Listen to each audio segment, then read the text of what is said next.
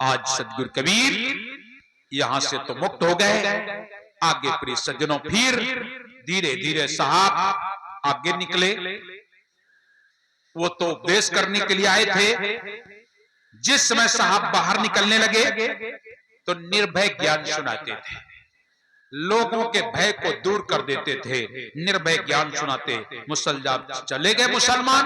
माता नेमा की मूर्छा जागी, दौड़ करके सदगुरु कबीर को अपने गोद में बैठा लिया, प्यार करने लगी, चूमने लगी। हाँ मेरा लाल, क्या होने वाला था, कैसे ही लोग आए, तुम्हारे को मारने के लिए आए, मेरा पुण्य प्रताप है जो आप बच गए। इतना कह करके माता नेमा बड़ा प्यार करती है सदगुरु कबीर को।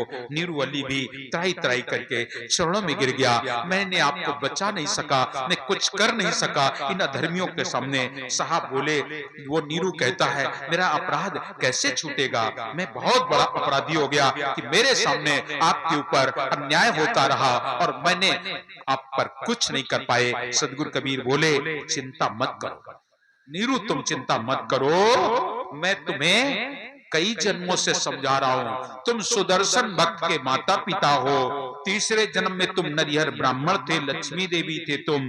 दूसरे जन्म में तुम चंदन साव सेठ और शांति देवी, और आज तुमने जुलाहा का तन पाया है।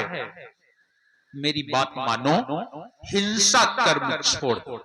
सदगुरु ने सबसे पहले नीरू और नेमा को संदेश दिया, तुम हिंसा कर्म छोड़ दो, सत्य नाम का भजन करो। नीरू और नेमा को संदेश दिया, मैं तुम्हें सतलोक ले जाऊंगा, जो मेरे वचन को मानेगा उसे मैं सतलोक ले जाऊंगा। सदगुरु कबीर ने उपदेश दिया। अब आगे बाल लीला करने लगे। सदगुरु आगे निकलते हैं छोटे छोटे बच्चों के बीच में, और जब बच्चों के बीच में निकलते तो देखा कोई दीनहीन दुखी बीमार रोगी कोढ़ी आलसी आ जाता। उससे पूछते ये क्या है, मैं बीमार हूं, तुम्हारा रोग मैं ठीक कर दूं तो जो मैं कहूंगा करोगे? हाँ करेंगे। तुम सत्यनाम का सुमिरन कर सकते हो, अगर तुम एक बार भी सतनाम बोलो तुम्हारा ये रोग ठीक हो जाएगा। सतनाम की आवाज लगाई, रोग ठीक हो गया। वो साहब की बधाई देते हुए सतनाम सतनाम कह करके चला जाता। जय कबीर जय कबीर जय कबीर की धुनी होने लगती। कहीं कोढ़ी आता, कोई रोगी आता, कोई अंधा आता, कोई कैसा आता, कोई जलन का बीमारी वाला है, कोई निपुत्री, कोई निसंतान, सबको साहब आशीर्वाद देने लगे। और ये चर्चा पूरी काशीपुरी में फैल गई। और जब पूरी काशीपुरी में फैल गई तो सारे मुसलमान बोले ये तो गड़बड़ हुआ जा रहा है, इसका तो नाम इतना ज्यादा बढ़ा जा रहा है। हिंदू अपना का परेशान और मुसलमान अपना का परेशान। हिंदू बोले हुई है वह है जो राम रच रखा, हम तो कुछ न करबे।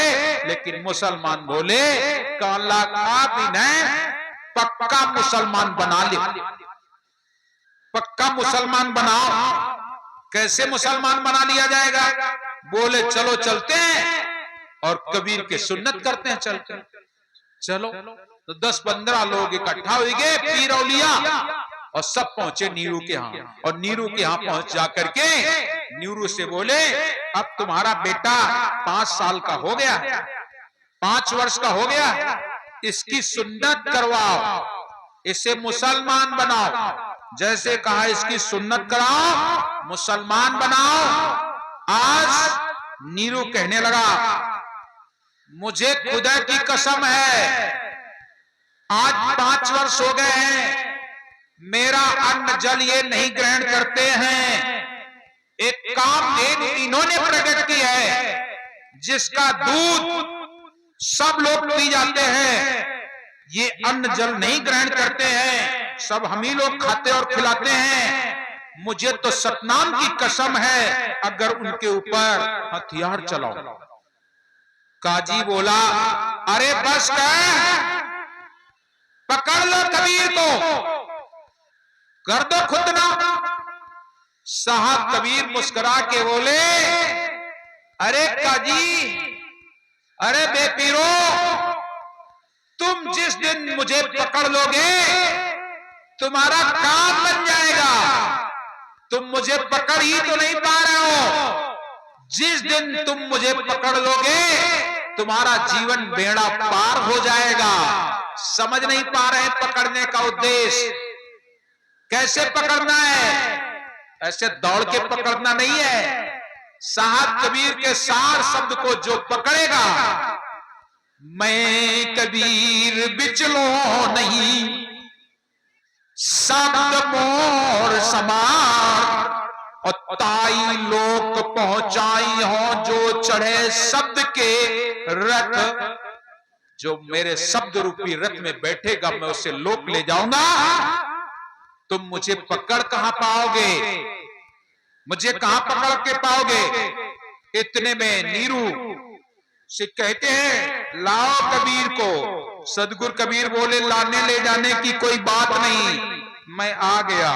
सामने खड़े हो जाते हैं, अरे पकड़ो इस कबीर को, आओ। साहब कबीर से कहते हैं आओ कबीर, मैं तुम्हारी सुन्नत करूंगा। सदगुरु कबीर बोले क्यों नहीं करोगे, तुम सर्वाधिकारी हो ना। तुम रात को सूर्य निकाल सकते हो, दिन को तुम चांद और तारे निकाल सकते हो। जो कार्य खुदा ने नहीं किया वो तुम कर सकते हो। अरे भाई मुसलमानी करनी थी तो खुदा को ही करके भेजना चाहिए था। साहब कबीर बोले तुम खुदा के बाबा हो ना, तुम खुदा के बाबा काका हो, खुतना करोगे। लेकिन एक बात मैं पूछता हूं, ये बताओ कि खुदा की मुसलमानी किसने की। उल्टा साहब प्रश्न कर रहे हैं काजी मुल्लाओं से, तुम बताओ तुम्हारे खुदा की मुसलमानी किसने की, उनका सुन्नत हुआ कि नहीं। अगर नहीं हुआ तो तुम्हारा खुदा हिंदू है और तुम मुसलमान कैसे हो गए। पीर पैगंबर बताओ खुदा ने अपने हाथ से सुन्नत किया क्या। अगर तुम्हें हुक्म दिया तो तुम्हारा खुदा हिंदू है, जवाब दो। सब लोग चल करके बेश्त को चलते हैं, देखते हैं चल के उसकी मुसलमानी हुई है कि नहीं, खुदा की मुसलमानी हुई है कि नहीं। अगर हुई है तो ठीक, और नहीं तो सब मिल करके पहले तुम उनका खुतना करो, पहले उन्हें मुसलमान बनाओ, तब तुम मुझे मुसलमान बना। याद रख लेना प्रिय सज्जनों, सारे काजी मुल्ला अचंभे में पड़ गए, बात कैसी करते हैं। तब तक एक मुसलमान मौलवी दिल्ली से आया हुआ था, बोले बड़ी देर लगाते हो, जबरदस्ती पकड़ लो, कर दो मुसलमानी, जबरदस्ती पकड़ लो।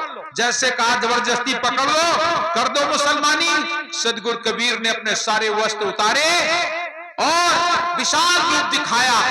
अधर में अपने एक नहीं 5 लिंग दिखाए। बोले क्या जरा सी खाल काट करके मुसलमान बनाते हो। अरे तुम एक पूरा लिंग काट लो, कर लो मुसलमानी। और जब अधर में दिखाया तो सारे काजी मौलवी मुल्ला साहब मुंह देखते रह गए और मुंह देखते रह गए, लेकिन वहां तक नहीं पहुंच पाए। सारे काजी मौलवी मुल्ला सब अपना सा मुंह लेकर के रह गए। सदगुरु कबीर हंस करके चल दिए, और जिस समय सब हंस करके चल देते हैं, सारे काजी मुल्ला परेशान होते लगते हैं। हमारे साहब कहते हैं अरे खाल कटा के तुरुक हुई बैठे हो और तुर्किन का कटवाए हो। तुम तो खाल कटवा के मुसलमान हुई हो, लेकिन घरवाली के कुछ कटवाए होगा, वह तो हिंदू ही है। फटकार लगाना शुरू कर दिया।